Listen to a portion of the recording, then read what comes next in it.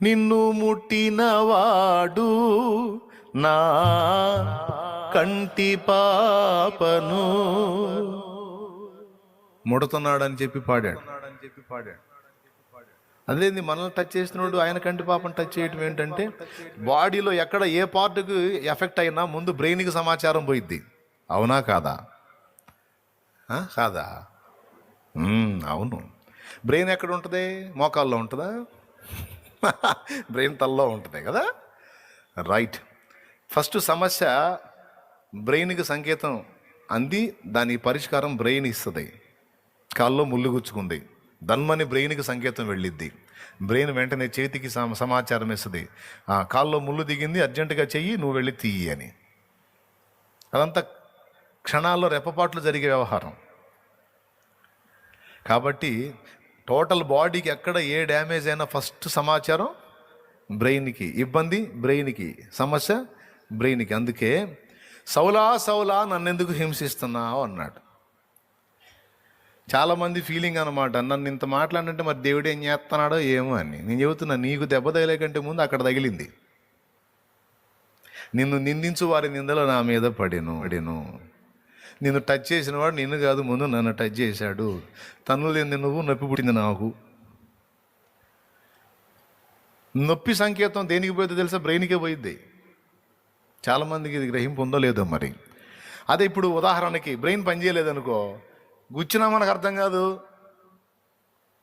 చెప్పరేమి సోదరులారా? అవునా కాదా?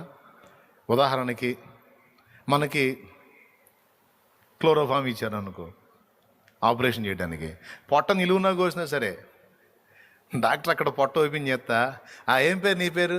నా పేరా అండి, నా పేరు సుబ్బాయమ్మ. సుబ్బాయమ్మ ఎన్నో కాన్పో? రెండో కాన్పండి. సరేలే మాట్లాడుతున్నాడు. ఇక్కడ ఓపెన్ చేసి ఎంత పెద్ద గాయమో అయినా సరే, చక్కని మగబిడ్డమ్మాయి సుబ్బాయమ్మ అంటే అలా అండి, దేవుడి కృప. అదే మనిషి పొట్ట చూసుకుందనుకో, గుండె పోయి చచ్చుతాడు దెబ్బ, వామ్మో అని.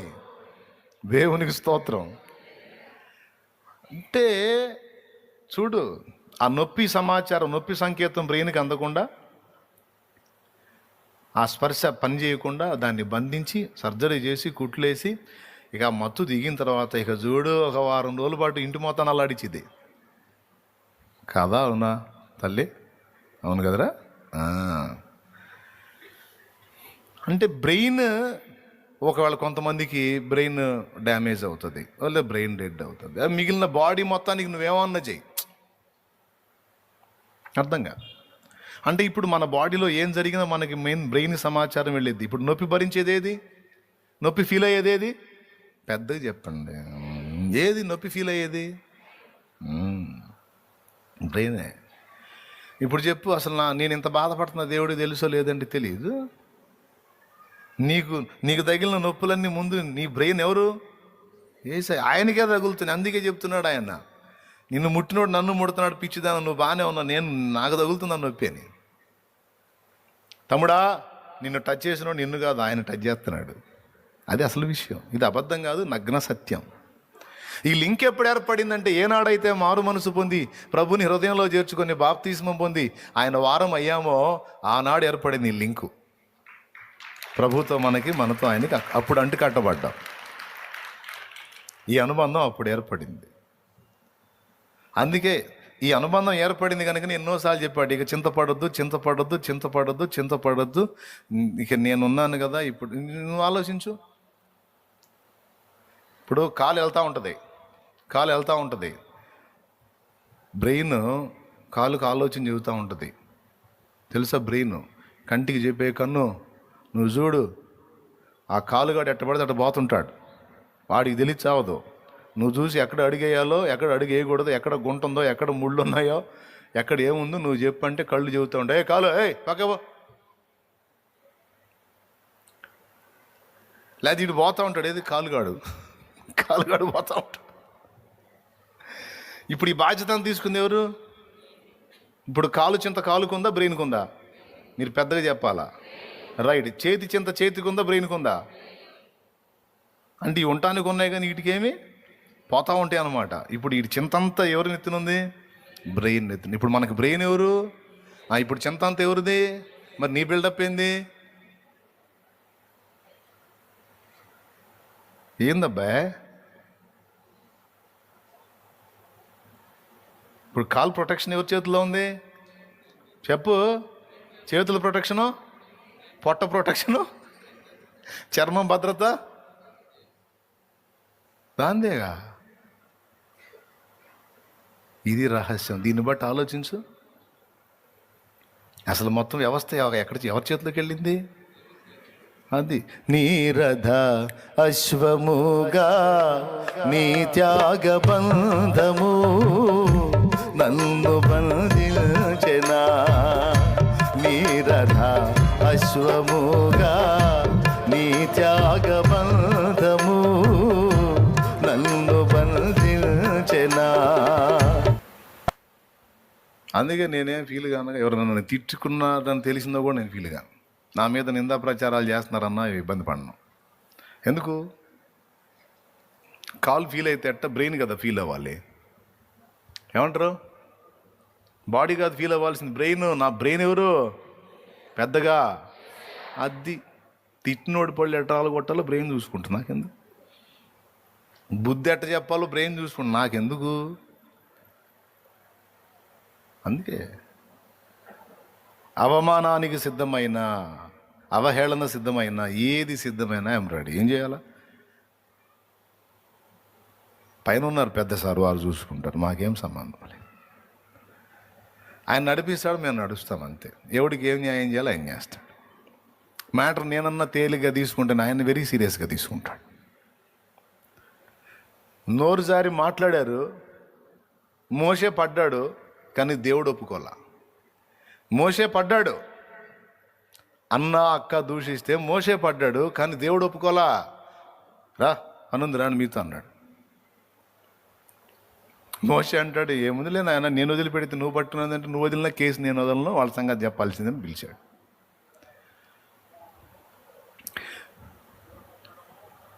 రూపించబడుచున్నా ఏ ఆయుధముండినను, రూపించబడుచున్నా ఏ ఆయుధముండినను నాకు విరోధమై వర్ధిల్లదూయని, నాకు విరోధమై వర్ధిల్లదూయని చెప్పిన మాట సత్యం. యేసు చెప్పిన మాట సత్యం. అవమానపరుస్తాడు నన్ను కాదు ఆయన్ని. గాయపరుస్తాడు నన్ను కాదు ఆయన్ని. మంత్రప్రయోగం చేస్తాడు, దుష్టశక్తులను వదులుతాడు, దయ్యాలను పంపిస్తాడు, చేతబడి చేస్తాడు, చిల్లంగి చేస్తాడు, బాణామ చేస్తాడు. ఎవరికి చేస్తాడు? నాకు చేసినోడు ఎవరికి చేస్తున్నాడు? పగిలిపోదు మొహం, పగిలిద్దా పగలదా? మళ్ళీ అద్దంలో చూసుకోవడానికి కూడా ఉండదు. మరి అదే ధైర్యం. కొంతమందికేమో చేశారన్నా, చేసేశారు. ఏం చేశారమ్మా? చేతబడి చేశారన్న. ఎవరి మీద? నా మీదేనమ్మా. పారిందా అన్న? ఆడు చేసిన కాడ నుంచి ఏది ఎట్టెట్ట అంటుందన్న, ఎట్టెట్ట పనికి మాలిందని. వాడు చేశాడంటే ఒక బారిందంట. మరి పైన కూర్చున్నాడు ఏం చేస్తున్నాడు? నాకు అర్థం కావట్లా. నువ్వు నిజముగా క్రీస్తుతో అంటు కట్టబడిన వ్యక్తి అయి ఉంటే 100 చేతబడులు ఏకంగా చేసినా కూడా ఏక్ బాల్ బి నికల్తా నై నికల్తా ఏక్ బాల్. ఏమండి? సగం హిందీ సగం ఉర్దూలో చెప్పా. దేవునికి స్తోత్రం, హల్లెలూయా. పచ్చిగా చెప్పాలంటే ఒక వెంట్రుకనైనను కదిలించజాలరు. ఎందుకు? నీకు శిరస్సు అయిన వాడు ప్రభు. నీకు శిరస్సు అయి ఉన్నవాడు ఎవరు? యేసయ్యా. అందుకే చెప్పా, రూపించబడుచున్నా ఏ ఆయుధముండినను నాకు విరోధమై వర్ధిల్లదు అని. నీకు విరోధముగా రూపింపబడిన ఏ ఆయుధము వర్ధిల్లదు. వర్ధిల్లటం ఏందండి? ఆయుధాలు వర్ధిల్లతాయా? ఎప్పుడన్నా ఊహించారా? ఆ మాట ఆలోచించారా? ఆయుధాలు వర్ధిల్లటం ఏంది? వర్ధిల్లేది వ్యక్తులు. వర్ధిల్లేది వ్యక్తులండి. 1000 ఏళ్ళు వర్ధిల్లు, 100 ఏళ్ళు వర్ధిల్లు, ప్లస్ చేసేది వ్యక్తే, వర్ధిల్లేది వ్యక్తే. మరి ఆయుధం వర్ధిల్లటం ఏంది అంటే అక్షరార్థమైన ఆయుధం కాదు. నీకు విరోధంగా లేచిన వ్యక్తులు ఎవడైనా వర్ధిల్లరు అని అర్థం. అక్కాయ్ స్తోత్రం చెప్పు.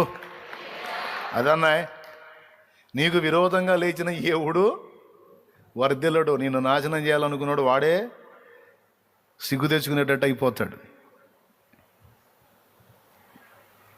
కారణం, నీకు శిరస్సుగా ప్రభు ఉన్నాడు. ఆయన నువ్వు ఏక శరీరంగా ఉన్నారు. ఇప్పుడు నువ్వు ఆయన వేరు కాదు. ఆయన రక్తము చేత విమోచింపబడి ఆయనతో అనుసంధానం చేయబడ్డావు. ద్రాక్షవల్లిని నేను, ఈగలు మీరా? ఎవరు మీరు? ఈగలు అంటారు మళ్ళీ. ఈగలైతే వేరే, మళ్ళా తీగలు మీరు. ద్రాక్షవల్లి నేను, తీగలు అంటే ఆయనతో అనుసంధానమైన వారు. నీకిష్టమైన నీ తోటలోని ద్రాక్షవల్లితో. ఇంకా ఆపుతామా మిమ్మల్ని? మామూలుగా పాడతారా? మరి నన్ను అంటుకట్టి ద్రాక్షవల్లితో అంటుకట్టబడ్డాను అంట. మరి దడైంది, ఈ గందరగోళం ఏంది, ఈ ఏడుపులేంది, పెడబొబ్బలేంది, ఈ మత్తుబిళ్ళలు మింగటం ఏంది, నిద్ర మాత్రలు మింగటం ఏంది, ఈ తాడులు దేవులాడుకోవటం ఏంది, పురుగు మందు డబ్బాలు దేవులాడుకోవటం ఏంది, ఈ గదుల్లో కూర్చొని తిండి మానుకొని నిద్ర మానుకొని ఆలోచించటం ఏంది? నేను ఆయనతో అంటుకట్టబడ్డానన్నావు, ఆయన వచ్చి సరఫరా నాకు వచ్చింది అన్నావు, పాటలు పాడుతుంటే ఎగిరిగిరి, వాక్యాలు చదువుతుంటే మళ్ళీ నమ్మకపోతుంటేవి. అందుకే ఇవన్నీ నమ్మితే ఇప్పుడు నువ్వు చెప్పిన మాట రూఢి అని నమ్మితే నువ్వు క్రీస్తుతో అంటుకట్టబడ్డావు. ద్రాక్షవల్లి ఆయన తీగ నువ్వు, ఆయన నుండి నీకు సరఫరా ఉంది. నీ కాండము ఆయనై ఉన్నాడు, నీ మొత్తం ఆయనై ఉన్నాడు, నీ తల ఆయనై ఉన్నాడు. నీ రూఢిగా నువ్వు నమ్మితే ఇక నీకు టెన్షన్ ఉంటుందా? ప్రెజర్ ఉంటుందా? మరేముంటుంది? పచ్చగా సారం వెదజల్లుతావు. పచ్చగా సారం వెదజల్లుతావు. సారం నీ ముఖంలో ఇక వికారం కనపడదు. కళ, క్రీస్తునందు ఆనందం, సంతోషం, దైవిక కళ, గాడ్స్ ప్రెజెన్స్, దేవుని సన్నిధి కనపడుతూ ఉంటుంది నీ దగ్గర అన్యులకి. స్తోత్రం చెప్పో.